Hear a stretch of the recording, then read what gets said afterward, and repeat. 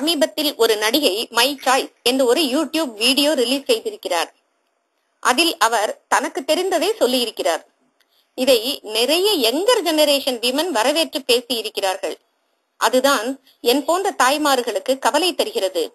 புத்திசாலித்தனம் நிறைய இருக்கும் இந்த காலத்து பெண்கள் எதை அள்ள வேண்டுமோ அதை அள்ளாமல் எதை தள்ள வேண்டுமோ அதை அள்ளுகிறார்களே என்று எனக்கு மிகவும் வருத்தமாக இருக்கிறது.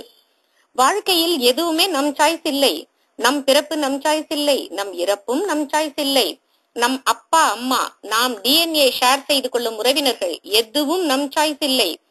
இதை ரிலீஸ் செய்திருக்கும் நடிகைக்கே தெரியும் அவர்கள் வாழ்வில் நடந்த, அவர்களுக்கு பிடித்த பிடிக்காத விஷயங்கள் எதுவுமே அவர்கள் சாய்ஸ் இல்லை என்று. மை சாய்ஸ் என்ற உணர்வு ஏன் வருகிறது? நான் இண்டிபெண்டன்ட் என்று மனிதன் நினைப்பதால். மனிதர்களில் யாருமே இண்டிபெண்டன்ட் இல்லை, எல்லோருமே இன்டர் டிபெண்டன்ட் தான் வாழ்வின் அடிப்படை உண்மை. இதை உணராமல் மை லைஃப் மை சாய்ஸ் என்று வாழ்ந்தால் வாழ்வே மிகவும் துன்பமாகி அந்த துன்பத்தை மற்றவர்களுக்கும் பகிர்ந்து கொடுப்பது மாதிரி ஆகிவிடும்.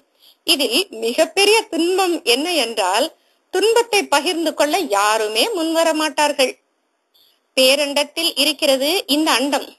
இந்த அண்டத்தில் இருக்கிறது 7 கண்டங்கள். 7 கண்டங்களில் மிகச்சிறியது இந்தியா. இந்த இந்தியாவில் பல மாநிலங்கள்.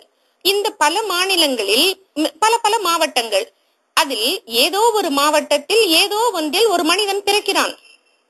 எவ்வளவோ குடும்பங்கள், லட்சக்கணக்கான மனிதர்களில் ஒரு புள்ளியாக ஒரு மனிதன் உதிக்கிறான். அவன் ஆணோ பெண்ணோ யாரோ, ஆனால் ஒரு மிகச்சிறிய புள்ளி, அவ்வளவுதான் இப்போது முக்கியம். ஆனால் இந்த புள்ளி நான் ஐ மீ மைசெல்ஃப் என்று வாழ்ந்தால் முதலில் பலருக்கு தவறான வழிகாட்டியாகி அவர்களையும் அழித்து தானும் அழிவான். தான் அழியாமல் ஒரு புள்ளியாக தோன்றினாலும் பேரண்டத்தை தன்னில் ஒரு பாதியாக மாற்றும் வழியில் அவன் நடந்தால் மனித குலத்திற்கே வழிகாட்டி ஆகிறான். பலர் இப்படி ஆகியும் இருக்கிறார்கள். அவர்களை அறிந்து கொள்ள நாம் பணத்தை மட்டுமே தேடும் வாழ்க்கை வாழாமல் நம் வாழ்க்கையின் அர்த்தத்தை உணர்ந்து கொள்ள முயற்சிக்க வேண்டும்.